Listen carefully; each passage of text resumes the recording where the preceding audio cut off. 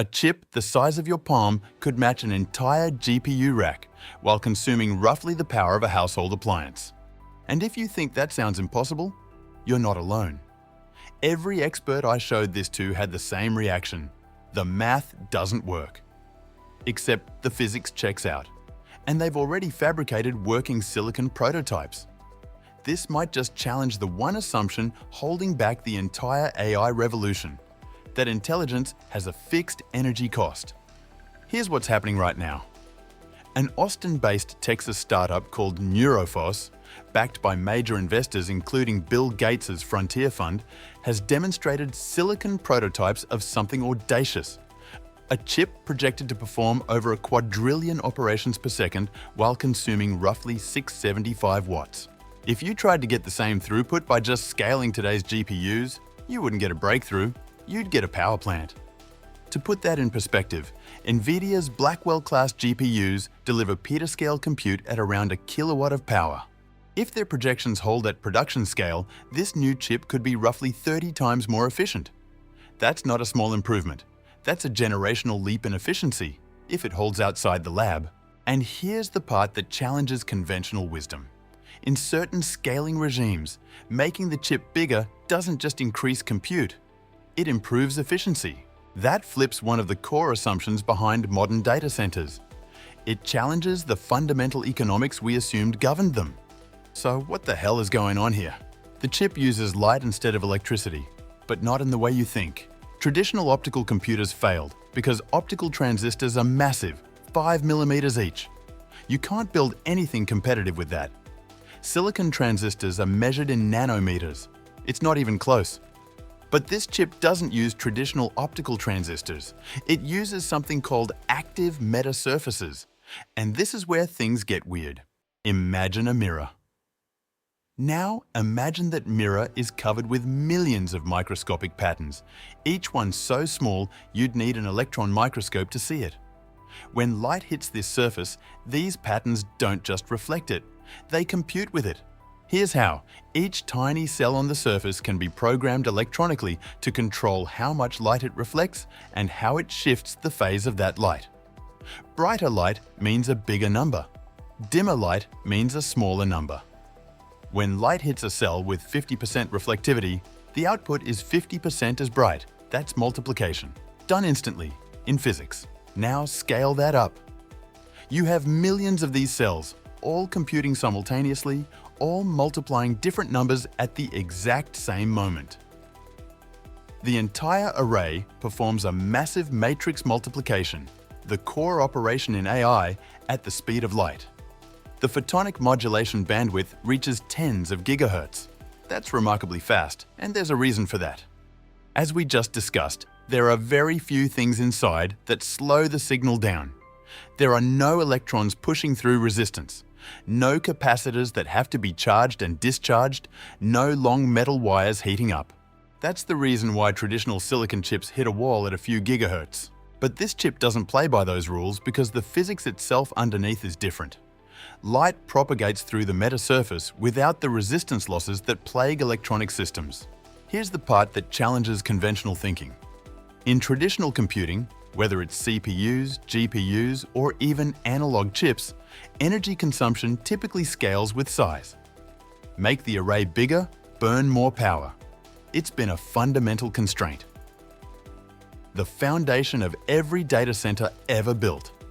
This chip changes the energy scaling model. In analog systems, most energy is burned at the perimeter, where you inject inputs and read outputs. The interior of the array? That's where computation happens passively. Signals just propagate through the physical system. Nothing switches on or off. As you scale the array larger, the interior doesn't become proportionally more expensive. The edges grow, but more slowly than the compute area. So compute scales with area while energy grows much more slowly. That changes the fundamental trade-offs. Double the chip size and you could get quadruple the compute without quadrupling the power. The efficiency improves as you scale. There's another breakthrough buried in here that's easy to miss. In a normal GPU, the chip constantly pulls data from memory. That back and forth movement, fetching weights, loading inputs, writing outputs, That's where most of the energy goes. It's the fundamental bottleneck of modern AI. This chip dramatically reduces internal data movement. The weights of the neural network aren't stored as digital bits in separate memory. They're stored physically in the metasurface itself, encoded in how each cell reflects and shapes light. The memory is the computation. Light hits the surface. The math happens at the point of contact. Inside the compute core, there's minimal data shuttling back and forth. The system still needs electrical input encoding, digital to analog converters, and output detection electronics. But within the photonic array itself, the multiplication happens where the data lives. It's like if your brain didn't have to shuttle as many signals between neurons and storage. The storage becomes part of the neuron. Now here's where it gets interesting or terrifying, depending on your perspective. According to their projections, a single unit could hit 1.2 quadrillion operations per second. Stack 8 of these units together, and you're looking at projected performance that could rival entire GPU racks while using a fraction of the power. If that holds at system scale, and that's a massive if, the implications go way beyond more efficient chips. It could mean power becomes less of a bottleneck for scaling AI. Right now, we're building 5 gigawatt data centers in Louisiana. We're planning nuclear reactors to power model training. Energy is one of the primary limiting factors. If this technology scales as projected, the conversation shifts. AI inference costs could drop significantly. Real-time AI could become more ubiquitous. Edge deployment might become more viable. The economics of running AI models changes fundamentally. If this works at scale, every hyperscaler CFO starts doing the same math at the same time. But here's the uncomfortable truth every hardware startup faces. Physics doesn't decide winners. Ecosystems do. This chip is designed to integrate with existing silicon photonics manufacturing at foundries like TSMC. That's significant. It means the design targets processes that already exist in the semiconductor supply chain. No exotic materials that can't be sourced. No impossible manufacturing requirements. But designed for silicon photonics and manufacturing at scale are very different things. What works on test silicon doesn't automatically survive real production. Large arrays could introduce defects that don't show up in small prototypes. Thermal stability across thousands of chips becomes a challenge. Yield rates matter. Cost per chip matters even more. None of these are proven yet at AI scale volumes. And then there's the software problem. GPUs have decades of momentum. CUDA, PyTorch, TensorFlow, compilers optimized down to the transistor level. Entire teams of engineers who've spent years squeezing performance out of NVIDIA hardware. You can't just drop in a new chip and expect everyone to switch. Even if it's 30 times more efficient. Even if the physics is revolutionary. You need software compatibility. You need frameworks that work seamlessly. You need to prove that developers can port their models without rewriting everything. And you need to do it while NVIDIA ships Blackwell at massive scale and develops Rubin for the next generation. That's the bar, and it's brutally high. Neurofo's roadmap points to data center-ready systems around 2028. That's aggressive, maybe too aggressive. But here's why the timeline matters. Hyperscalers like Google, Amazon, and Microsoft are spending billions on AI infrastructure right now. They're locked into contracts with NVIDIA. They've built entire software stacks around existing hardware. Getting them to take a bet on photonic computing, even with 30x better efficiency, requires proof at scale. Not benchmarks, not prototypes, actual deployed systems running production workloads.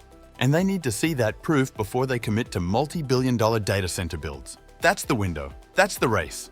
Here's what concerns me. Optical computing has a history, and it's not a good one. Every few years, someone announces a breakthrough.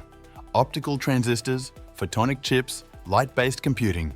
The physics always looks compelling. The prototypes always work in the lab. And then they hit manufacturing scale, and everything falls apart. Startups fail. Funding dries up. Hyperscalers stick with GPUs because the risk isn't worth it. Neurofos has a few things going for it that previous attempts didn't. They've got backing from serious investors who understand long-term infrastructure bets. They've demonstrated working silicon, not just simulations. They've designed for existing manufacturing processes. But history isn't kind here. The graveyard of optical computing startups is deep. Even if this works, even if Neurophos ships at scale, computing won't become purely photonic. The future is heterogeneous. Electronic chips for control logic, photonic chips for matrix multiplication, specialized accelerators for specific workloads, everything connected by high bandwidth interconnects. GPUs won't disappear. They'll adapt. NVIDIA isn't sitting still. They're already exploring photonic interconnects, co-packaged optics, hybrid architectures. The question isn't whether photonic computing replaces electronics. It's whether photonics becomes a critical layer in the stack fast enough to matter. But let's zoom out for a second. AI data centers are on track to consume 100 times more compute than we thought we needed a year ago. Agentic AI, reasoning models, real-time inference at scale. A 700-watt NVIDIA GPU can't simply scale 100 times faster under the same physical constraints without changing the fundamental physics. You'd end up with a chip that burns 70 kilowatts and melts the moment you turn it on. We're not running out of ideas, we're running out of watts. And the current roadmap, build bigger data centers, connect more chips, stack them higher, that's not a solution. That's just delaying the inevitable. This chip, if it scales, offers a different path, not incremental improvement. A fundamental shift in how computation itself is done. Which brings us to the thing nobody wants to talk about. Do we actually want this? Half the internet is terrified of AI. And here we are talking about removing one of the last constraints that slows it down. Right now, energy cost limits how fast AI can scale. If you eliminate that limit, what happens? Does AI development accelerate beyond our ability to govern it? Do we end up in a scenario where deployment outpaces safety research? Or does cheaper, more efficient AI actually make it easier to deploy safety measures? More accessible to researchers? Less concentrated in the hands of a few hyperscalers? I don't have answers.